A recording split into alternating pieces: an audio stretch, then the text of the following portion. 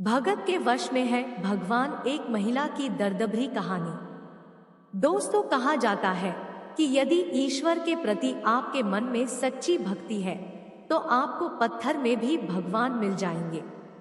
ऐसे ही आज मैं आपको एक महिला की दर्दभरी कहानी सुनाने चल रही हूँ जो कि बिल्कुल सत्य है। दोस्तों, बहुत समय पहले की बात है। एक छोटी सी लड़की जो कि प्रतिदिन वृंदावन धाम जाया करती थी और उसके मन में भगवान श्री कृष्ण के प्रति असीम श्रद्धा थी। धीरे धीरे समय का चक्र चलता है और वह विवाह के बाद भी वृंदावन धाम अपने पति के साथ आती और श्री कृष्ण का दर्शन करती है।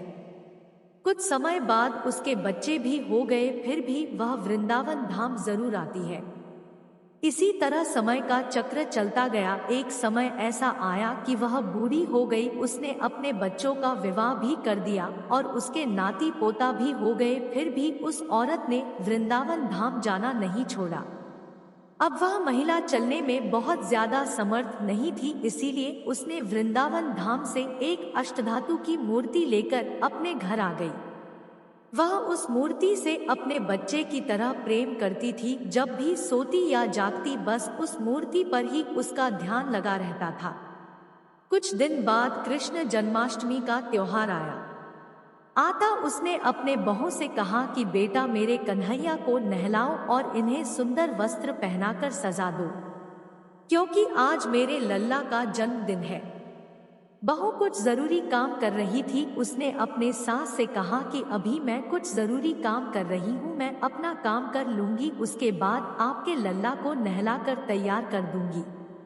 उस महिला की सास ने कहा कि आज तक इस घर में सबसे पहला काम हमारे लल्ला का होता है, उसके बाद बाकी काम होता है। उसकी बहू को गुस्सा आ गया और उसने झल्लाकर मूर्ति को उठाया और मूर्ति को ले ही जा रही थी कि अचानक उसके हाथ से मूर्ति छूटकर जमीन पर गिर गई।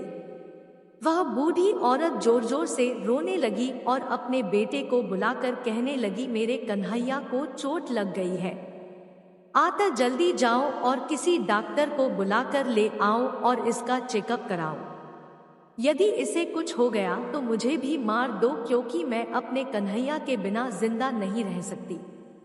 यह सुनकर उसका बेटा कहने लगा कि माँ, यह अष्टधातु की मूर्ति है, इसके गिरने से कुछ नहीं होता है। लेकिन माँ तो मान ही नहीं रही थी। वह एक ही जिद पकड़ी हुई थी कि जल्दी से डॉक्टर को बुलाकर लाओ और मेरे कन्हैया का चेकअप कराओ। उसके घर में इतना ज्यादा शोर सुनकर आप पास के लोग उसके घर के सामने खड़े हो गए और पूछने लगे कि तुम्हारी माँ को क्या हुआ, वह क्यों रो रही है। तो उसके बेटे ने कहा कि मेरी माँ पागल हो गई है। अष्टधातु की मूर्ति जमीन पर गिर गई तो कहती है कि डॉक्टर को बुलाकर लाओ और इसका चेकअप कराओ। उसी भीड़ में एक बुजुर्ग व्यक्ति भी था। उसने कहा कि ऐसा करो, अपने मोहल्ले में 3-4 डॉक्टर हैं, किसी भी डॉक्टर को लेकर चले आओ और उसका चेकअप करा दो, जिससे तुम्हारी माँ शांत हो जाएगी।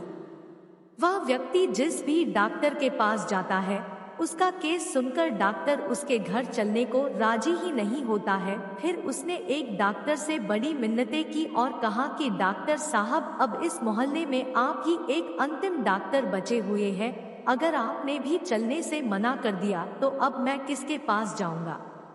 उसने डॉक्टर से सारी बात कह सुनाई और कहा कि आप जितनी फीस लेंगे मैं आपको दूंगा, बस आप एक बार मेरे घर पर चलिए और कन्हैया का चेकअप कर लीजिए।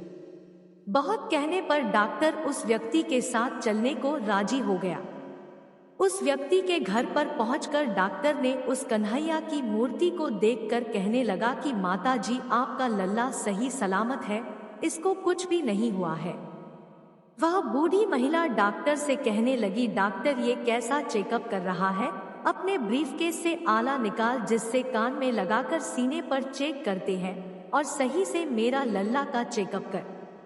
यह सुनकर वह डॉक्टर अपने ब्रीफकेस से आला निकालता है और अपने दोनों कानों में लगाकर कन्हैया के सीने पर चेकअप करता है। तो डॉक्टर आश्चर्यचकित हो जाता है, क्योंकि कन्हैया का दिल धड़क रहा था। इससे डॉक्टर को पसीना आने लगा और वो आला बार बार लगाकर कन्हैया का चेकअप करता और सुनता कि कन्हैया का दिल धड़क रहा है इसके सीने में प्राण है। उसके बाद वह डॉक्टर चुपचाप अपना आला कान से निकालता है और ब्रीफकेस में रख देता है और अपने ब्रीफकेस को छोड़कर जाने लगता है। तब वह बूढ़ी औरत बोलती है कि डॉक्टर कहाँ जा रहा है, अपनी फीस तो लेता जा। तब डॉक्टर उस बूढ़ी औरत के लड़के कहने लगा कि बनवारी तेरी माँ पागल नहीं है, पागल तो ये पूरी दुनिया है जो इस बूढ़ी माँ को पागल कह रहा है। अब मैं उसी वृंदावन धाम में जा रहा हूँ जहाँ से तुम्हारी माँ इस अष्टधातु की मूर्ति को लेकर आई है। यह कहकर वह डॉक्टर बिना कोई फीस लिए वृंदावन धाम चला गया और अपना पूरा जीवन उसने श्री कृष्ण को समर्पित कर दिया और उनकी भक्ति में लीन हो गया। दोस्तों, अगर आपको वीडियो पसंद आया है तो हमारे चैनल को सब्सक्राइब कर लीजिए। जय श्री कृष्णा।